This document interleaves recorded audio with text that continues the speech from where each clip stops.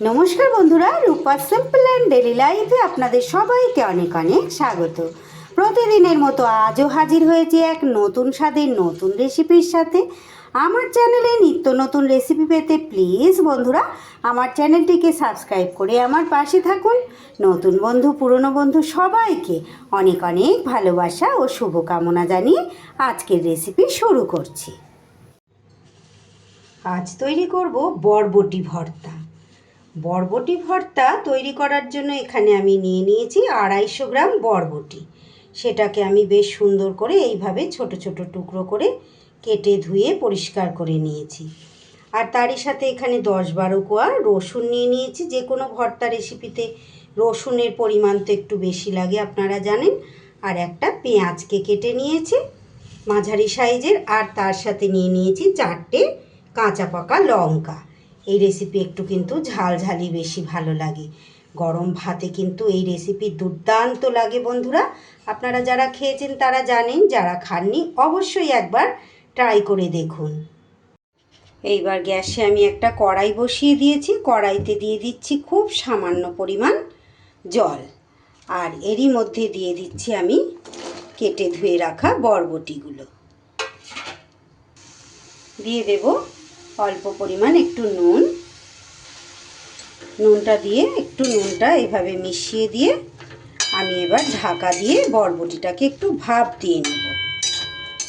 জলটাও যাতে শুকিয়ে যায় আর বরবটিটাও যাতে একটু সিদ্ধ হয়ে যায় সেই ভাব, ওই জন্য খুব সামান্য জল দিয়েছি বন্ধুরা।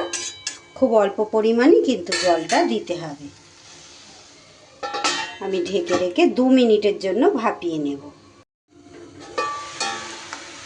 2 মিনিটের জন্য এটা আমার কিন্তু ভাপ দেওয়া হয়ে গেছে।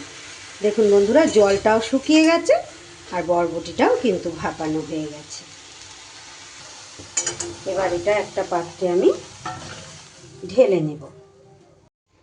ঢেলে নিয়ে আমি আবারও কড়াইটা একটু পরিষ্কার করে বসিয়ে এখানে আমি 1 চামচের মতো সর্ষের তেল দিয়ে দিলাম। এই যে কোনো ভর্তা রেসিপি বন্ধুরা সর্ষের তেল দিয়ে কিন্তু বেশি ভালো হয়। তেলটা গরম হয়ে গেলে এইবার আমি যে কেটে রেখেছিলাম একটা মাঝারি সাইজের পেঁয়াজ আর 10-12 কোয়া রসুন, তারই সাথে 4টে কাঁচা লঙ্কা আমি তেলের ওপরে এটা দিয়ে দিলাম। দিয়ে একটু নাড়াচাড়া করে হালকা করে ভাজা ভাজা করে নেব। লঙ্কাগুলোকে আমি একটু খুন্তি দিয়ে কেটে দিচ্ছি।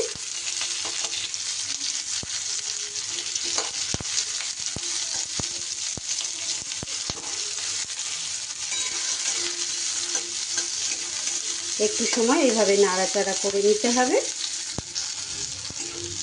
1 থেকে 1.5 মিনিটের মতো পেঁয়াজ রসুন আর কাঁচা লঙ্কাটাকে একটু ভালো করে নাড়াচাড়া করে নিতে হবে। আপনারা প্রত্যেকেই বরবটি ভর্তা তৈরি করেন বন্ধুরা,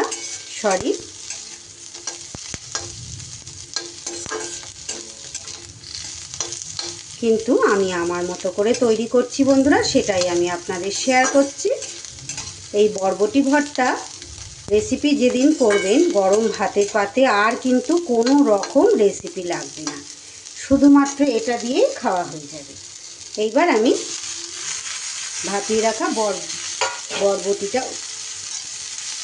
দিয়ে দিলাম। এবার সব শুদ্ধ একটু ভালো করে নাড়াচাড়া করে নেব। আমি যেহেতু বরবটি আগেই ভাপিয়ে নিয়েছি, আপনারা যদি আগে না ভাপান এই সময় কিন্তু অল্প পরিমাণ একটু জল দিয়ে ঢাকা দিয়ে দিতে পারেন। কিন্তু আগে যেহেতু আমি ওই কাজটা করে নিয়েছি তাই এখানে আর বেশি সময় আমার নাড়াচাড়া করার দরকার নেই। এবার আমি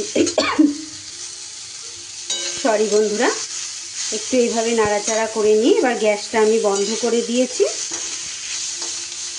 এবার আমি এটা পুরোটা ঠান্ডা করে নেব। খুব সুন্দর করে এটা কিন্তু আমার ঠান্ডা হয়ে গেছে। এইবার আমি একটা মিক্সির বাটির মধ্যে সব বরবটিটা তুলে নিচ্ছি। পুরোটা আমি মিক্সির বাটির মধ্যে দিয়ে দিয়েছি। এবার সুন্দর করে এটা একটা পেস্ট তৈরি করে নেব। খুব সুন্দর করে দেখুন পেস্ট আমার তৈরি হয়ে গেছে সব কিছু একসাথে। মিক্সির বাটি থেকে আমি এর মধ্যে একটা থালার মধ্যে কাচিয়ে তুলে নিয়েছি।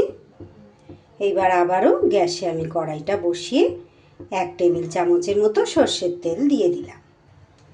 তেলটা গরম হলে এবার আমি দিয়ে দিচ্ছি একটু কালো জিরে ফোড়ন। ফোড়নটা একটু ভাজা ভাজা হয়ে গেলে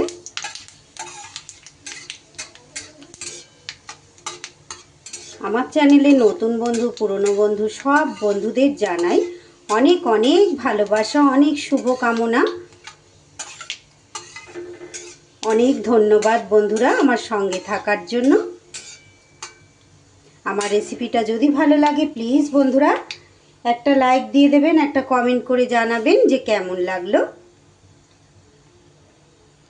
আপনাদের একটা কমেন্ট আর একটা লাইক কিন্তু অনেক দূর পর্যন্ত আমাকে এগিয়ে নিয়ে যেতে সাহায্য করবে। এবার আমি এই বাটাটা দিয়ে দিলাম এর মধ্যে। এবার আমি এর উপরে দিয়ে দিচ্ছি সামান্য একটু নুন আর দিয়ে দেবো একটু হলুদের গুঁড়ো। নুনটা একটু চেক করে নিয়েছিলাম, নুনটা কম আছে তাই একটু নুন আমি দিয়ে দিলাম।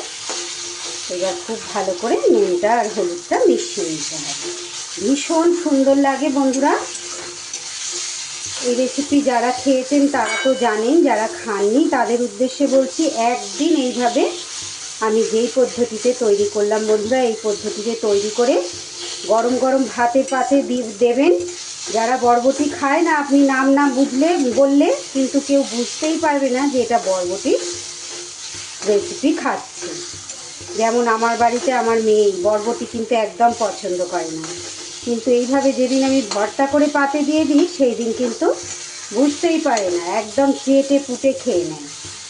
এতটাই লোভনীয় হয়, গরম ভাতে একদম জমে যায়। 1 থালা ভাত কিন্তু এই দিয়েই খাওয়া হয়ে যাবে। এইবার আমি এখানে দিয়ে দেব সামান্য 1/2 চা চামচ চিনি। এই চিনিটা আপনারা পছন্দ না করলে দেবেন না, তবে এই ভর্তাটার মধ্যে একটু চিনি দিলে কিন্তু ঝাল ঝাল মিষ্টি মিষ্টি খুব ভালো স্বাদ হয়। এবার আরও আমি প্রায় মিনিট 2 ধরে ভালো করে এটাকে ভাজা ভাজা করে নিলেই আমার কিন্তু তৈরি হয়ে যাবে আজকের বরবটি ভর্তা।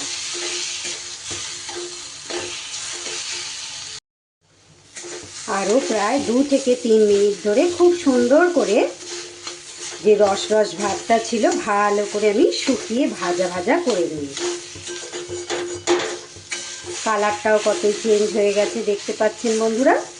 নুন চিনি সব খুব সুন্দর করে আমার মিশে গেছে। এটা একদম আমার রেডি হয়ে গেছে। সব শেষে এখানে আমি একটা পাত্রে তুলে নিয়েছি, একটু কাঁচা লঙ্কা দিয়ে গার্নিশিং করে দিয়েছি, আর উপর থেকে দিয়ে দিচ্ছি একটু কাঁচা সর্ষের তেল। যে কোনো ভর্তার মধ্যে এরকম কাঁচা সর্ষের তেল দিলে কিন্তু দারুণ লাগে খেতে। এইবার গরম গরম ভাতের পাতে পরিবেশন করে দিন। আমার আজকের রেসিপি তাহলে এখানেই শেষ করছি বন্ধুরা। সবাই খুব ভালো থাকবেন, সুস্থ থাকবেন। আবার ফিরে আসছি আগামী দিন নতুন কোনো রেসিপির সাথে। সকলকে অসংখ্য অসংখ্য ধন্যবাদ পুরো রেসিপি দেখার জন্য।